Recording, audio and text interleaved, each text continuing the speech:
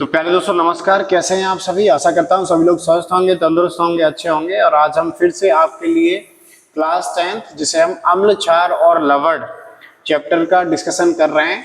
और अम्ल क्षार और लवण चैप्टर को बोर्ड के जो हमारी सिलेबस है उसके अकॉर्डिंग जितने जो भी टॉपिक हमें दिए गए उस टॉपिक के अकॉर्डिंग ही हम सारी चीज़ों को फिनिश कर रहे हैं आपको समझाते हुए। और आज हम इस चैप्टर का तीसरा जो टॉपिक है जो कि बोर्ड की जो सिलेबस है उसके अंदर दिया हुआ है, और वो दिया हुआ है अम्ल क्षार और लवण के जो उपयोग हैं और साथ में जो उनकी गुणधर्म है और जो उनके उदाहरण हैं उनके बारे में आज हमें चर्चा करनी है।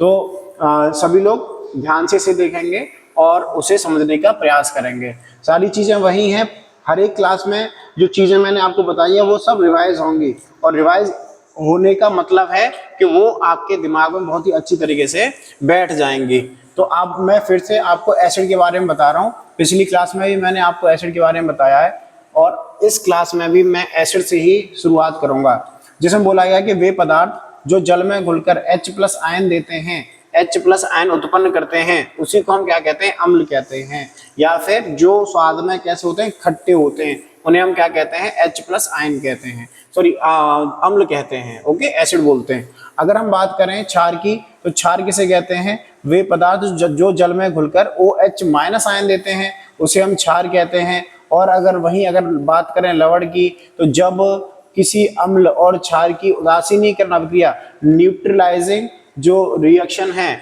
वो की कराई जाती है, तो हमें लवण प्राप्त होता है, और लवण के साथ में हमें जल प्राप्त होता है। ये आपको याद रखना है कि जब भी न्यूट्रलाइजिंग जो रिएक्शन है वो होगी किसकी, एसिड की और किसकी, बेस की। ठीक है ना, एसिड और बेस के साथ में जब भी रिएक्शन होगी तो हमें क्या मिलेगा, हमें मिलेगा सॉल्ट, और उसके साथ में हमें मिलेगा क्या, वाटर। क्या मिलेगा, वाटर मिलेगा। ओके, तो ये आपको मैंने फिर से क्या बता दिया, अम्ल क्षार और लवण के बारे में बता दिया। ओके, अब हम थोड़े थोड़े इनके सामान्य गुणधर्म पढ़ लेते हैं कि हम कैसे पहचान करेंगे कि जो हमें चीज मिली है वो अम्ल है, क्षार है या फिर लवण है।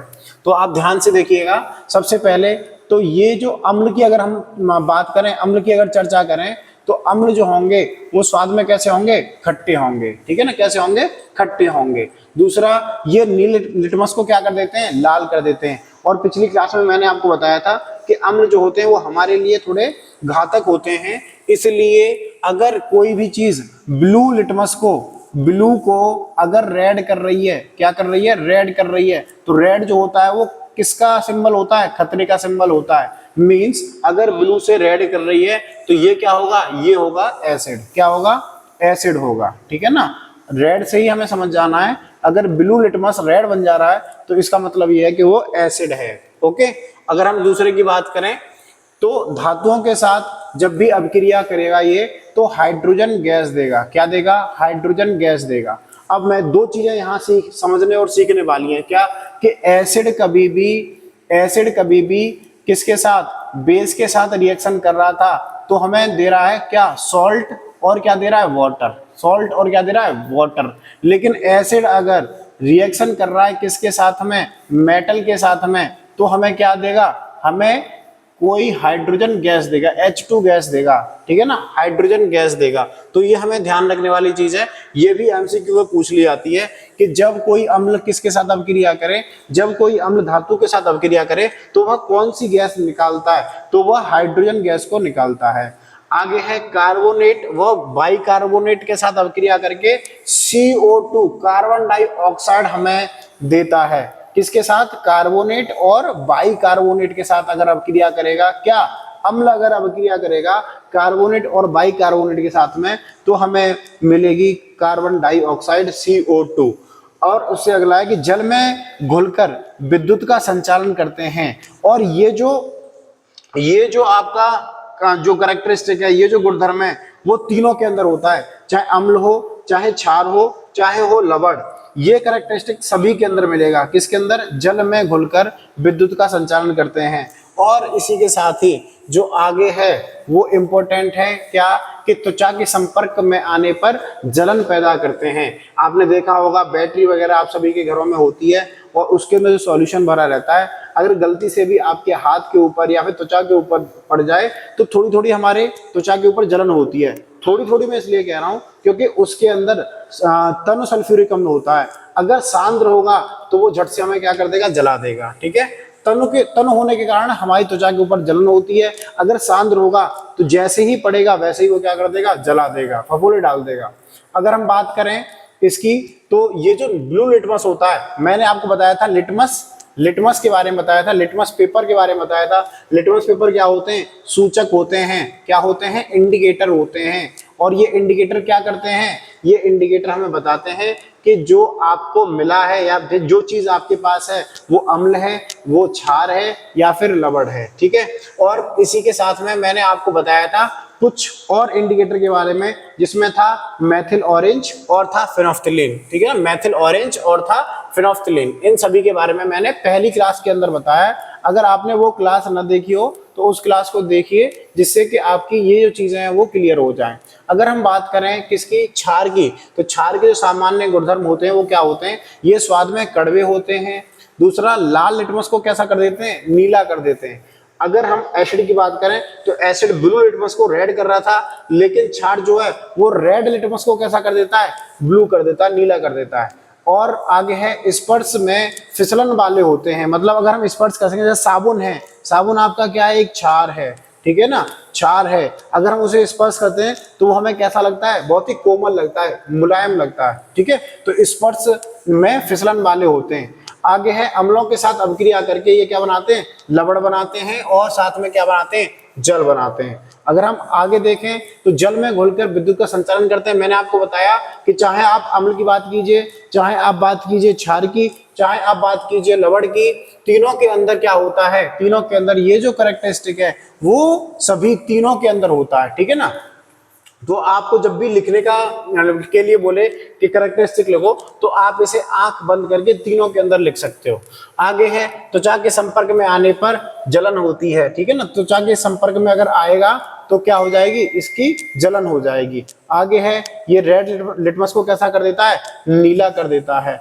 आगे अगर हम बात करें क्षार की, तो सॉरी लवण की, कि लवण के कैरेक्टरिस्टिक जो है वो क्या क्या है, तो लवण के कैरेक्टरिस्टिक हैं, नंबर 1 प्राय ठोस, क्रिस्टलीय और आयनिक यौगिक होते हैं। जैसे आपने देखा होगा NaCl, नमक को अगर देखा हो तो नमक में कैसा होता है, क्रिस्टल टाइप होता है। ठीक है ना, छोटे छोटे क्रिस्टल होते हैं। तो ये प्राय ठोस, क्रिस्टलीय और आयनिक यौगिक होते हैं। दूसरा है जल में घुलकर आयन देते हैं, जल में घुलकर आयन देते हैं। अगर हम NaCl की बात करें तो जब भी इसका जलीय विलयन होगा तो Na+ आयन और Cl- आयन हमें प्राप्त होगा। ओके, आगे है अधिकतर लवणों का स्वाद कैसा होता है, खारा होता है। और इसी के साथ ही जल में घुलकर विद्युत का संचालन करते हैं और अम्ल और क्षार के उदासीनीकरण अभिक्रिया से बनते हैं। अम्ल और क्षार के उदासीनीकरण अभिक्रिया से बनना है, जो आपको स्क्रीन के ऊपर दिखाई दे रहा है। क्या, कि अम्ल कभी भी क्षार के साथ अभिक्रिया करेगा तो बनाएगा लवण और बनाएगा क्या, जल। इसी को हम क्या कहते हैं, उदासीनीकरण अभिक्रिया कहते हैं। ठीक है, तो ये मैंने आपको क्या क्या बता दिया, एक तो मैंने बताया अम्ल, क्षार और लवण के बारे में, फिर मैंने उनके सामान्य गुणधर्म आपको बता दिए। ये सामान्य गुणधर्म आपको से पूछ लिए जाते हैं बोर्ड के एग्जाम में, आपसे क्वेश्चन में बोल दिया जाए कि इनके सामान्य गुणधर्म ही बताइए।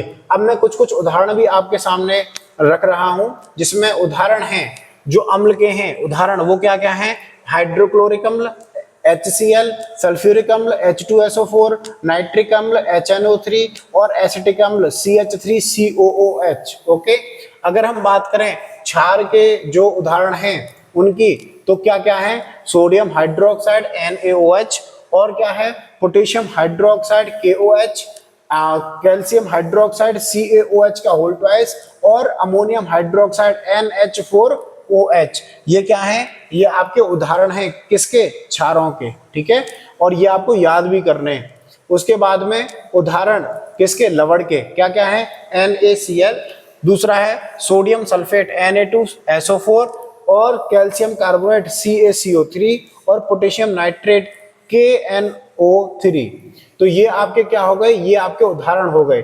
तो अभी तक हमने क्या क्या चीजें कर ली, अम्ल, क्षार और लवण की जो परिभाषा है उसके बारे में हमने चर्चा की, उसके बाद उनके सामान्य गुणधर्म देख लिए, अब देख लिए उदाहरण। अब हम देख लेते हैं उनका उपयोग, उपयोग कहाँ कहाँ होता है। तो अगर हम अम्ल की बात करें, अम्ल का उपयोग कहाँ हो रहा है, तो सबसे पहले HCl में इसका उपयोग होता है। HCl में धातुओं की सफाई करने में, प्रयोगशाला कार्यों में HCl का हम यूज करते हैं। H2SO4 को अगर देखें सल्फ्यूरिक अम्ल को, तो आपका क्या होगा, बैटरी, उर्वरक, डिटर्जेंट बनाने में H2SO4 का उपयोग होता है। अगर हम बात करें HNO3 नाइट्रिक अम्ल की, तो इसका जो उपयोग है वो उर्वरकों में और विस्फोटक में, विस्फोटक को बनाने में भी इसका उपयोग जो है वो किया जाता है। किसका, नाइट्रिक अम्ल का। आगे अगर हम बात करें एसिटिक अम्ल का, एसिटिक अम्ल की CH3COOH, तो ये सिरका होता है, खाद्य पदार्थ संरक्षण में इसका उपयोग किया जाता है। अचार वगैरह जब भी हमारे घरों में डाला जाता है तो फिर हम इसका उपयोग खाद्य पदार्थों के संरक्षण के रूप में करते हैं। अगर हम वही बात करें जो हमारे क्षार हैं उनके उपयोगों की, तो आपको यहाँ दिखाई दे रहा है सोडियम हाइड्रोक्साइड का उपयोग, NaOH का उपयोग हम कहाँ करते हैं, साबुन बनाने में, कागज और कृत्रिम रेशे के बनाने में हम NaOH का यूज करते हैं। अगर हम पोटेशियम हाइड्रोक्साइड की बात करें तो हम साबुन को बनाने में, साथ ही बैटरी जिसे हम बोलते हैं क्षारीय बैटरियों के रूप में, ठीक है ना, क्षारीय बैटरी अम्लीय के रूप में हम H2SO4 जिसे हम सल्फ्यूरिक अम्ल कहते हैं उसका यूज करते हैं। अगर क्षारीय बैटरियों की बात करेंगे तो हम KOH का यूज करते हैं। अगर हम कैल्शियम हाइड्रोक्साइड की बात करें CaOH का होल ट्वाइस, तो श्वेतीकरण चूना जल, ठीक है, मिट्टी की अम्लता को घटाने में इसका यूज किया जाता है। अगर हम बात करें NH4OH का, तो इसका जो यूज है वो सफाई के द्रव या फिर क्लीनर के रूप में इसका यूज किया जाता है, सफाई करने में इसका यूज किया जाता है। वहीं अगर बात करें लवणों की, तो लवण क्योंकि सबसे आसान जो है वो NaCl है, जिसे हम खाने का नमक कहते हैं, जिसे हम डेली अपने घर में यूज करते हैं और इसके बिना प्रत्येक जो पकवान है वो कहीं ना कहीं फीका है, ठीक है। तो NaCl जिसे हम साधारण नमक कहते हैं, भोजन में, नमक संरक्षण में, घाव साफ करने में भी NaCl का यूज जो है वो किया जाता है। वहीं अगर बात करें Na2SO4 की, तो इसका उपयोग डिटर्जेंट के रूप में, कांच कागज के उद्योग में को बनाने में इसका उपयोग किया जाता है। वहीं अगर बात करें CaCO3 की, तो इसका यूज जो है वो चूना पत्थर में, सीमेंट में, चौक बनाने में इसका यूज किया जाता है। और इसका बात करें KNO3 की, तो इसका उपयोग जो है वो उर्वरक, बारूद और आतिशबाजी में इसका यूज जो है वो किया जाता है, ठीक है ना। तो अब मैंने आपको बताया पोटेशियम नाइट्रेट के बारे में। उसके बाद अगर हम यहाँ देखें तो ध्यान रखने के लिए हमें बोला गया है कि अम्ल जल में H+ आयन देते हैं और क्षार जल में OH- आयन देते हैं, और अम्ल और क्षार आपस में जब अभिक्रिया करते हैं तो उदासीनीकरण अभिक्रिया के नाम से जाना जाता है, और इस उदासीनीकरण अभिक्रिया के कारण ही हमें लवण और जल प्राप्त होता है। तो आज की क्लास में हमने जो बोर्ड के सिलेबस के अकॉर्डिंग जो भी चीजें हमें पूछी जाती हैं वो सब कुछ देखा, और उसके अंदर हमने देखा सामान्य गुणधर्म किसके, अम्ल, क्षार और लवण के, और उसी के साथ ही उनके उदाहरण भी देख लिए हैं, सामान्य गुणधर्म भी देख लिए हैं, उदाहरण भी देख लिए हैं, और उनके उपयोग भी देख लिए हैं, और पिछली चीजों को हमने रिवाइज भी कर लिया है, ठीक है। तो मैं आशा करता हूं कि इस क्लास में आपको अवश्य ही इंटरेस्ट आया होगा, और यदि कहीं कोई ऐसा चीज है जो आपकी समझ में ना आई हो तो आप कमेंट के माध्यम से या फिर व्हाट्सएप के माध्यम से हमसे जुड़ सकते हैं,